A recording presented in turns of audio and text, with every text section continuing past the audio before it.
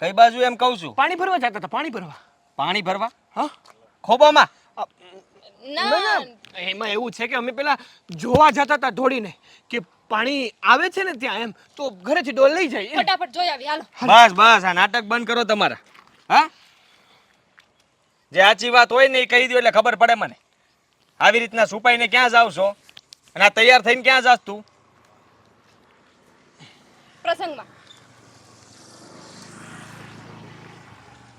પ્રસંગમાં? હા, કોના પ્રસંગમાં? દામિનીના પિયરના પ્રસંગમાં, એટલે કે મારા સસરામાં. એક વાર પણ તે પૂછ્યું મને? વાત કરી મને? મને પૂછ્યા વગર તમે ઘરમાંથી તમારી રીતે નિર્ણય લઈ લેવો એમ? મોટા ભાઈ આવી વાતમાં થોડી કઈ પૂછવાનું હોય. તમે બોલતા નહીં વચમાં.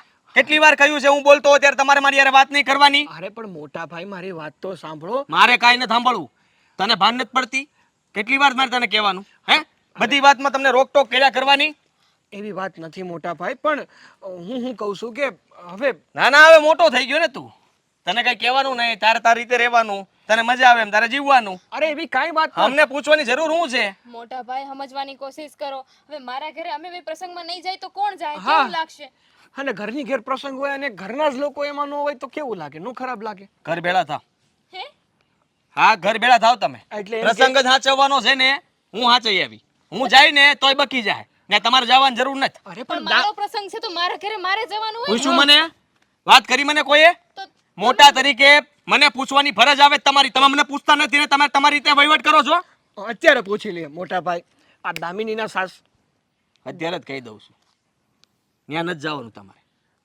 તમે ભૂલ કરી આવી રીતના સુપાઈને ઘરમાંથી ભાગીને જાઓ છો, આ જરાય સારી વાત નથી. મને આ ગમતી વાત જ નથી. કેમ કે જવા દો. અમને ખબર હતી કે તમે કોઈ દી આ નહીં પાડો. હા તો નહીં પાડું. હા, તમને ખબર જ હોય ને બધી. આટલું મારી સામે બોલે છે, તને એટલોય બુદ્ધો નથી કે તારી વહુને કાબુમાં રાખ જરાક? આ જો તારી ભાભીને સીબડી કાઢે જ મારી સામું કોઈ દી. અરે પણ મોટા ભાઈ ખોટું ક્યાં બોલે છે? હવે એના પિયરમાં પ્રસંગ છે અને નો જાય તો ખરાબ ન લાગે. અને હું એનો જમાઈ છું અને એ એની દીકરી છે, તો જાવું તો પડે ને ઘરના ઘેર પ્રસંગ હોય તો. પૂછવાની ફરજ પણ તમારી બને છે ને. પ્રસંગમાં જવાની તમને ભાન પડે છે તો પૂછવાની તમને ભાન નથી પડતી? ભૂલ થઈ ગઈ, કાન પકડીએ બસ. પણ સવા દ્યો ને. જુઓ, પ્રસંગમાં જ જાય છે ને, અમે ક્યાં ક્યાં ફરવા જાય છે કે પૈસા બગાડવા જાય છે? આવું કઈ હોય ને તમને ન પૂછે તો વાત અલગ છે, તો અમે વાકમાં છીએ. પણ આ તો પ્રસંગમાં જ જાય છે ને, હા. એમાંય પૂછવાનું. અને અરે ગાડી લઈને નથી જતો એ હાટું તો હાલીને જાઉં છું. કોકની રિક્ષા મળે ને તો બેસી જાય. ઘર ભેળો થા. જાવ પણ જવા દો ને મોટા ભાઈ. જવા દે હવે તું ઘરે.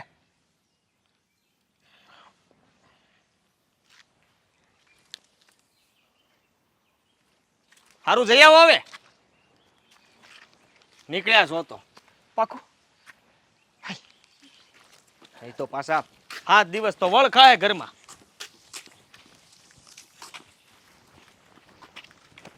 શું છે સમજાતું નથી કાંઈ.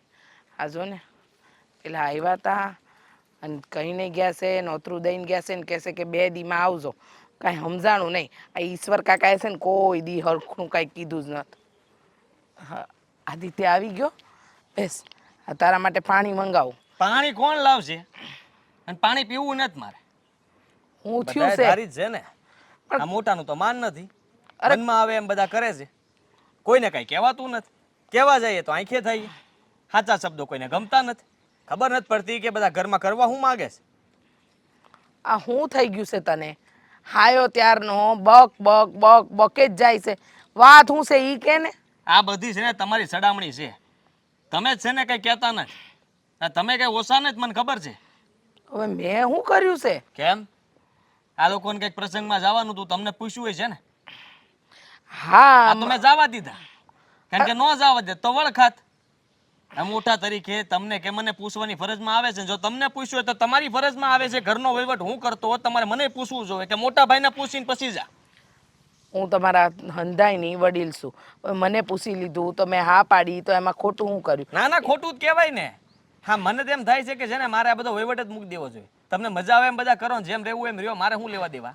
આમાં આદિત્ય ખોટું ક્યાં છે? પણ તું ખોટા ઉપાડા હું કામ લસ? ખોટા હે ના ઉપાડા. તમે આટલી બાંગુ ન નાખો. હવે છે ને આ બધા કર રહી ગયા તમારા. તમારું ધ્યાન અમે રાખીએ એટલે અમે કહીએ ને એટલું કરો જ ઘણું છે. જ્યારે હોય ત્યારે બસ નાનકાના ઉપાડા તમે લ્યો છો. કોઈના હું ઉપાડા નથી લેતી. જે સાચું છે ને એ કહું છું, પણ મને લાગે છે કે તારે છે ને હંધી વાતમાં આડો પગ જ કરવો છે. આડો પગ? હું આડો પગ કરું છું? આ મને કોઈ વાત ન કરે એ આડા પગ હું કરું છું? અરે પણ એમાં હું થઈ ગયું, આ વહુના પિયરમાં પ્રસંગ હતો ને ઈ જઈ આવ્યા કે ઈ જાય તો એમાં ક્યાં ખોટું છે? ક્યાં કંઈ ઘરનો વહીવટ કરી લીધો છે? કાંઈ ઘરનું લીધું હોય, નાનું મોટી વસ્તુ ખરીદી હોય કે કાંઈક બીજું હોય ને તને ન પૂછે તો તને જરા એ વસમું લાગે, પણ આમાં હું વહમું લગાડવા જેવું છે એ મને કે. ઘણું બધું લાગે. હા, તમને તે ઘરે એકલા મૂકીને જાય ને તો તમને તકલીફ પડે, ત્યારે તમને ખબર પડતી હશે ને કે કેવું થાય એમ. પણ અમે એવું નથી કરતા, અને હું આ ઘરને બરાબર રીતે હાંચવીને રાખું છું, સંભાળીને બધાનું ધ્યાન રાખું છું. તોય તે ફરિયાદ મારી આવે, મારી વાત કોઈ ન માને તો ઘરનો મોભી છું, હું જેમ કરું એમ જ થવું જોઈએ ને. આ બરાબર છે, તું આ ઘરનો મોટો દીકરો છે, મોટો ભાઈ છે, તો પછી એ રીતે વર્તન કર ને. આમ પછી જો હુકમી કે કોકની ઉપર આપણે હિટલરની જેમ ચડી જ બેહવું, એ ક્યાંની વાત. બસ બસ, શિખામણ કે સલાહની જરૂર નથી. હું કરું છું એ મને ખબર પડે છે બધી. હું કહું ને એમ કરવાનું હોય ને તો જ વહીવટ થાય, નકર વહીવટ ન થાય. આવી રીતના હાલે જ નહીં બિલકુલ. અને આટલી વાર કીધું હોય છે તો ગાંડાને એટલી ખબર નથી પડતી. આ વહુનું આટલું બધું માનવાની શું જરૂર છે? અને બહુની સામે કઈ બોલી ન થકતો. હે ભગવાન, મારે મારે મીંદડી જેવી હાવ. મારે કયો રસ્તો લેવો ને એ મને નથી સમજાતું હવે. તમને સમજાતું?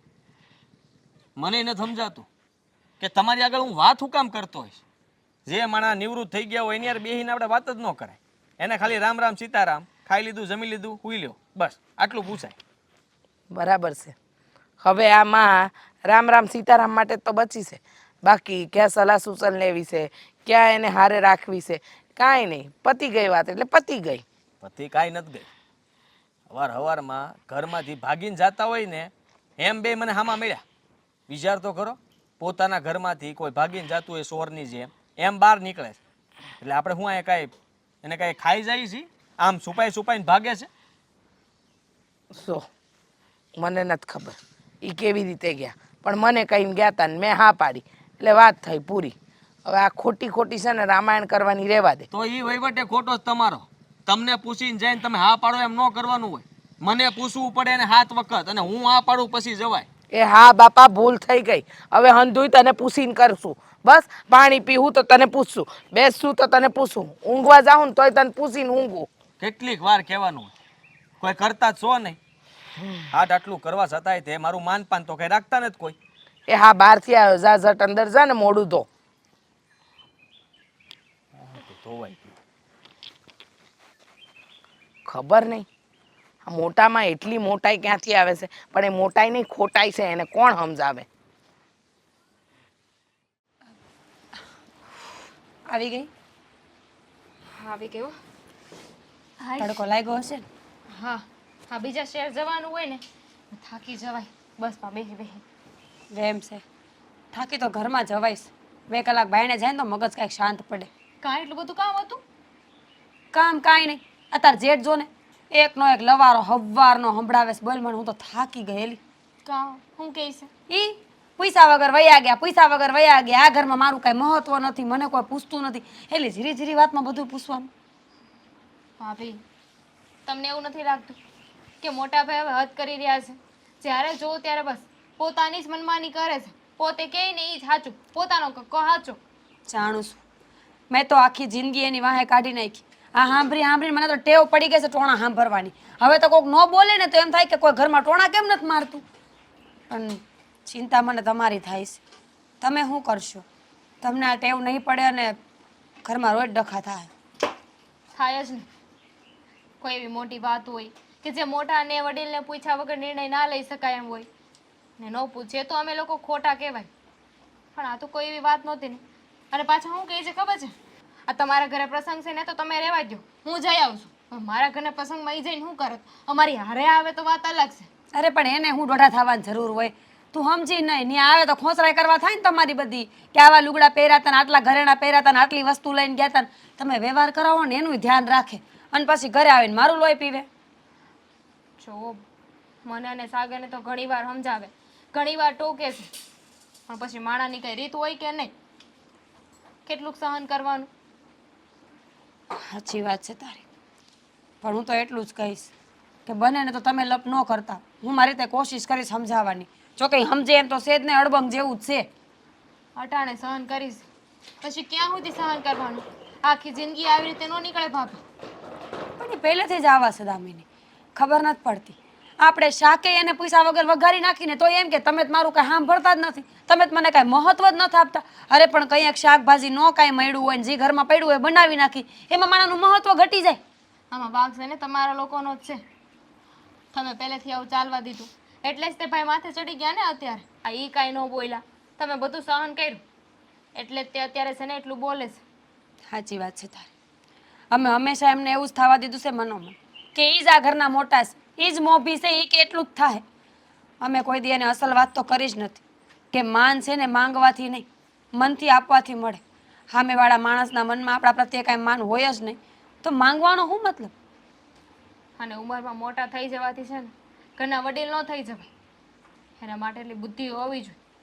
પણ ભાઈને તો અભિમાન છે કે હું ઘરનો વડીલ છું, ઘરનો મોભી છું. સાચી વાત છે તારી. પણ કાંઈ નહીં, થાકી પાકી આવીશું ને તો આરામ કર ઘડીક વાર, અંધું જોયું જાહે. અટાણે કાશ હશે ક્યાંક, કોને ખબર. જો હમણાં આવશે ને એટલે પાછું બોલવાનું ચાલુ થઈ જાય એમ. તો આપણે સાંભળી લેવું. તું છે ને એક કામ કર, જા ઓવડામાં જઈને હુઈ જા શાંતિથી, આરામ કર, હું એને જવાબ દઈ દઈશ.